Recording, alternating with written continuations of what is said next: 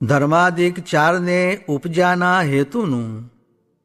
સ્વામિનારાયણ હરે સંવત 1877ના માક્ષર સુધી છઠને દિવસ શ્રીજી મહારાજ ગામ શ્રી લોયા મધ્યે સુરા ભક્તના દરબારમાં વિરાજમાન હતા ને ધોળી છીંટની ડગલી પહેરી હતી તથા ધોળો સુરવાર પહેર્યો હતો તથા ધોળો ફેંટો મસ્તકે બાંધ્યો હતો ને પોતાના મુખારવિંદની આગળ પરમહંસ તથા દેશ દેશના હરિભક્તની સભા ભરાઈને બેઠી હતી. પછી શ્રીજી મહારાજ બોલ્યા, જે સર્વે પરમહંસ પરસ્પર પ્રશ્ન ઉત્તર કરો.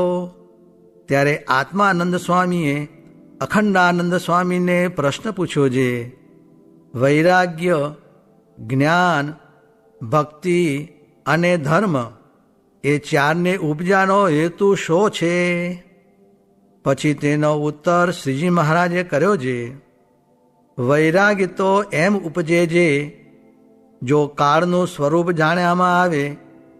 તે કાળનું સ્વરૂપ તે શું? તો નિત્ય પ્રલયને જાણે, નૈમિત્તિક પ્રલયને જાણે, પ્રાકૃત પ્રલયને જાણે અને આત્યંતિક પ્રલયને જાણે તથા બ્રહ્માદિક સ્તંભ પર્યંત સર્વજીવના આયુષને જાણે. અને એમ જાણીને પિંડ બ્રહ્માંડ સર્વ પદાર્થને કાળનું ભક્ષ્ય સમજે. ત્યારે વૈરાગ્ય ઉપજે.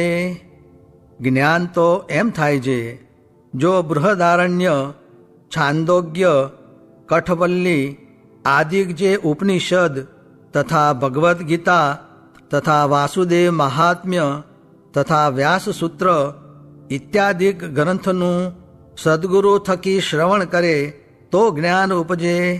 અને ધર્મ તો એમ ઉપજે જો યાજ્ઞવલ્ક્ય સ્મૃતિ, મનુસ્મૃતિ, પરાશર સ્મૃતિ, શંખલિખિત સ્મૃતિ ઇત્યાદિ સ્મૃતિનું શ્રવણ કરે તો ધર્મ ઉપજે ને તેમાં નિષ્ઠા આવે.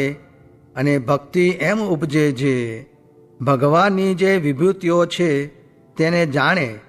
તે કેમ જાણે?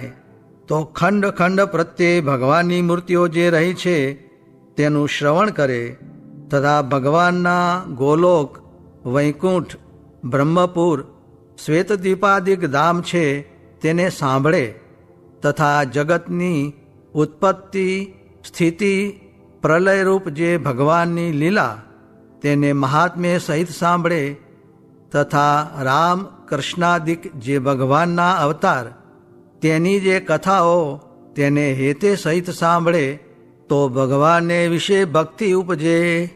અને એ ચારમાં જે ધર્મ છે તે તો કાચી બુદ્ધિ હોય ને પ્રથમ જ કર્મકાંડરૂપ જે સ્મૃતિઓ તેનું શ્રવણ કરે તો ઉપજે.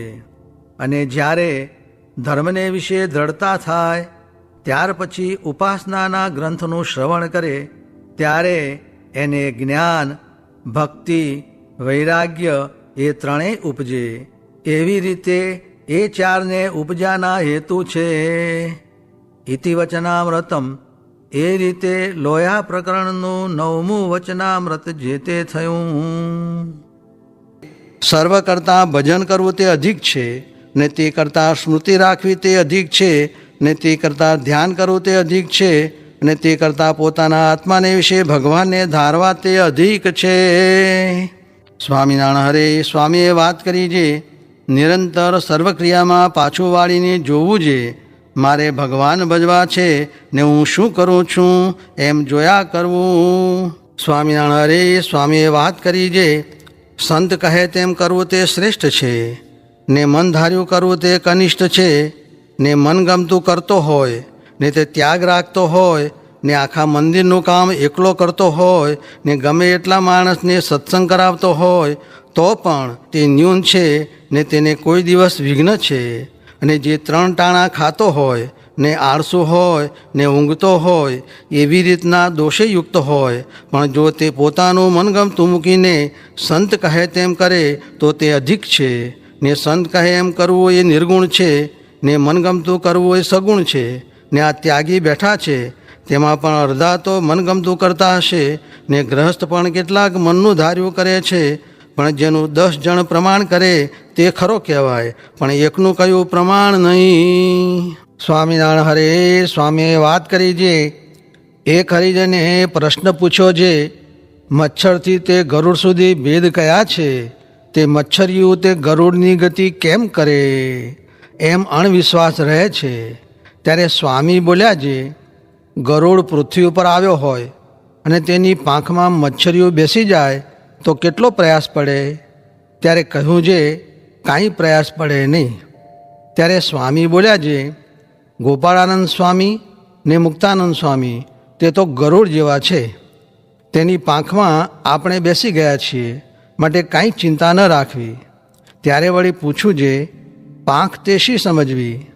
ત્યારે સ્વામી બોલ્યા જે આજ્ઞા ને ઉપાસના એ 2 પાંખો છે, તેને મૂકવી જ નહીં તો સહેજે જ અક્ષરધામમાં જવાશે, એમાં કાંઈ સંશય નથી.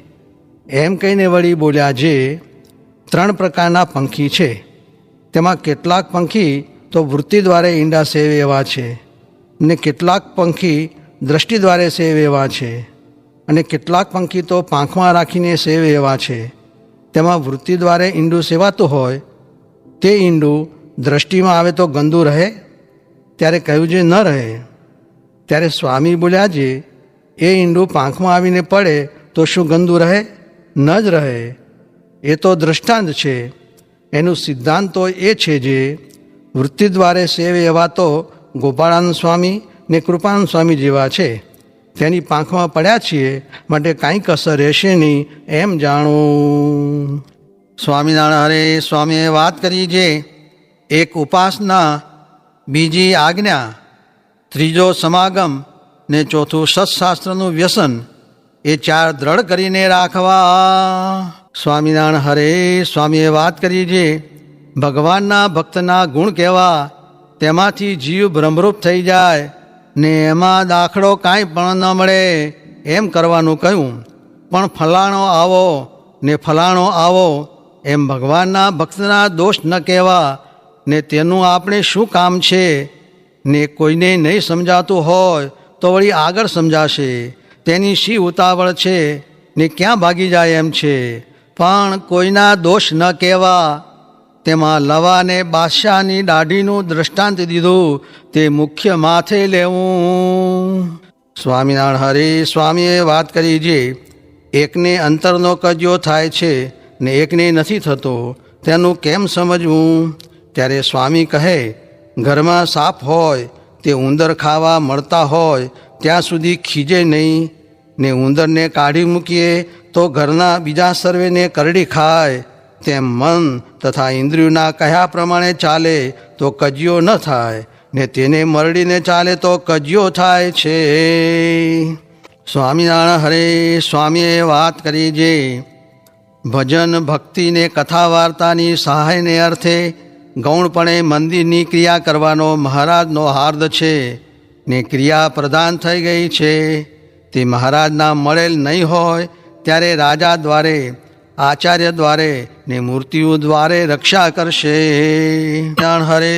સ્વામીએ વાત કરી જે ઉદ્ધવ મત વિના નિષ્કામી વર્તમાન ક્યાં છે, ક્યાંય ન મળે. તે ઉદ્ધવ મતનું પણ જ્યાં સુધી મોટા સાધુ છે ત્યાં સુધી પાધરું રહેશે, પછી તો ભગવાનની આજ્ઞા રાખશે તો રહેશે. સ્વામિનારાયણ હરે.